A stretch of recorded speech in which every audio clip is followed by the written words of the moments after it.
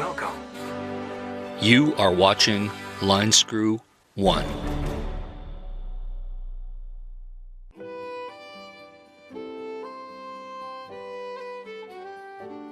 So I'm really looking forward to hitting the road with Carolyn. I've been thinking about it for weeks now. So you're probably wondering, what's up, Andrew? You're hitting the road with Carolyn, finally. The truth is being told, you guys are actually working together and conspiring. So I'm actually going to tell you the whole truth. This title was not clickbait at all. Because I am hitting the road with Carolyn. Because, you know, my RV hasn't really had a name ever. Sometimes I've referred to it as the white whale. Sometimes I just call it the RV. I don't really do a lot of anthropomorphism, attributing human traits to non-human things. But I think my RV deserves a name. That's why, in tribute of Carolyn's RV life and all the trouble that she has caused me and all the unethical things she's done on YouTube, in tribute to her, I am now going to call my RV the Carolyn. Especially for this travel season. I might call her something different next year. But this year, I am traveling with the Carolyn. That's the name of my white adventurer. Now you're wondering, why did you call the RV the Carolyn? It's like a cheap shot. Well, no. It's not a cheap shot. Oh, I better put my seatbelt on.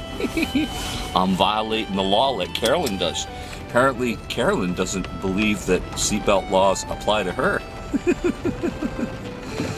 I was just too busy yapping to put it on. That's why they got the little ringy-ding bell on the car to remind you. It reminds you, Carolyn, put that seatbelt on.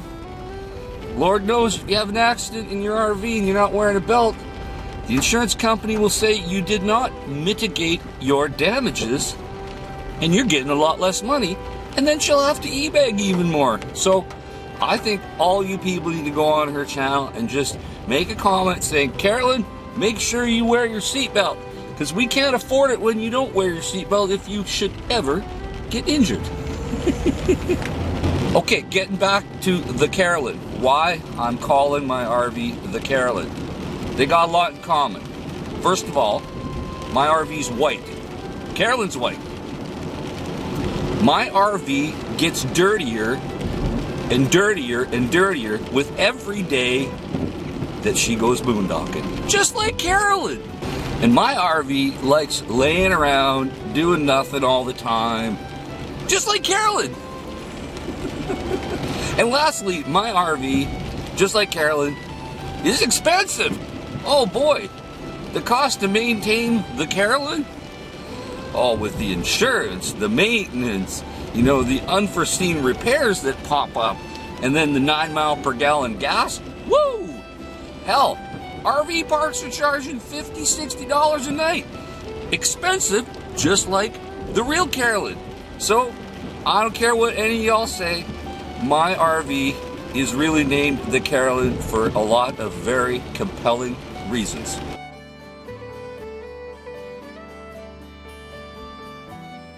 And I think the real Carolyn should actually be very, very happy that I am paying tribute to her and all the problems that she's caused me over the years.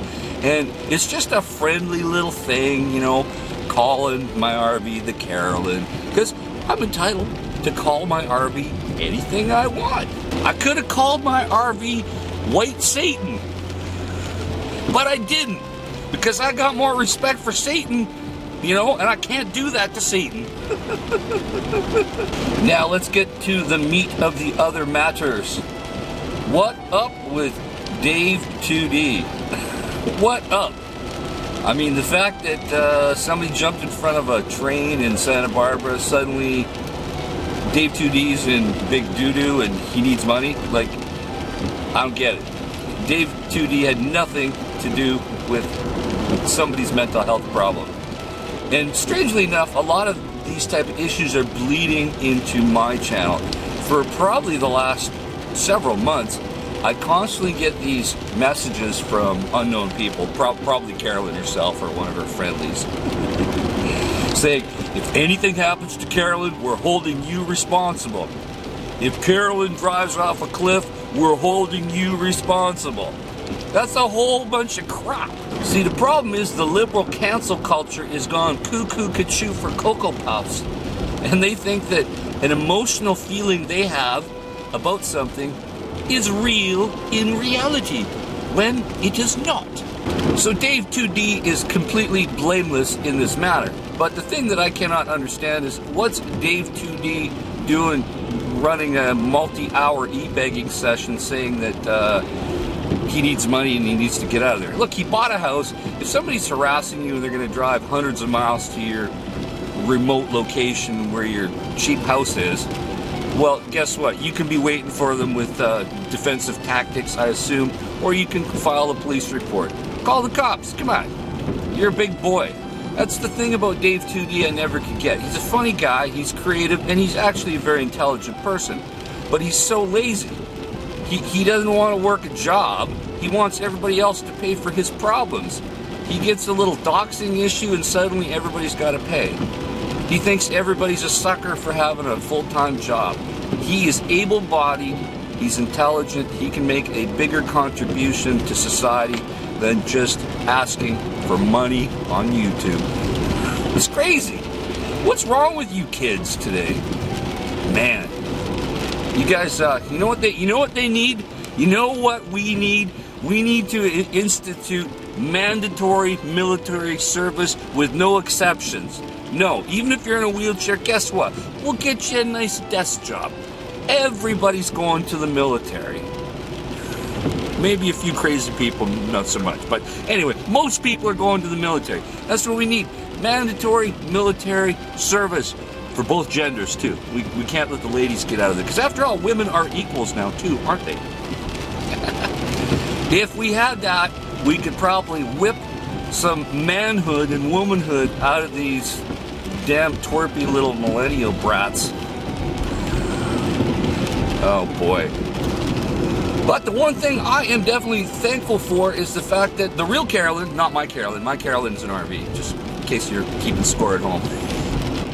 The real Carolyn ain't coming to Canada anytime soon because the border's kind of closed for most people. And it's definitely closed for her because the big, bad, scary man, which is me, is up here. So, with a little bit of luck, Carolyn's RV life will never set foot in Canada again because I'm here, or as long as I'm here. Maybe when she knows I'm in Hawaii or in Palm Springs or, you know, maybe in Europe, maybe she'll come over. So maybe I need to set a trap where I'm going to fake a trip to Europe or somewhere. And then she's going to think she's in the clear to come up here because she's running low on content. I mean, now she's resorted to talking about her woeful life. I covered her bio on Nomad Greed. I did an episode of Nomad Greed. Covered everything that was significant about her woeful life. But, oh no, she's running out of content. And she's got to talk about how she was raised and things like that. About the only sad thing about her little video there was I noticed how quickly she's aging. Oh my lord. The road has not done her any, the road has not done her any favors in the looks department. It's really not good for you. So any of you ladies out there, you want to hold on to your looks, I'm suggesting, for the most part, don't go on the road. There's a whole list of problems that are going to happen to your looks. You're not going to be able to see your family doctor very often. You're probably not going to be able to get your hair dyed as often. You're probably not going to, bathe as often. So join me and Carolyn as we travel in Canada. In the meantime, folks, stay safe, keep your nose to the ground. I'll talk to you soon. Over and out.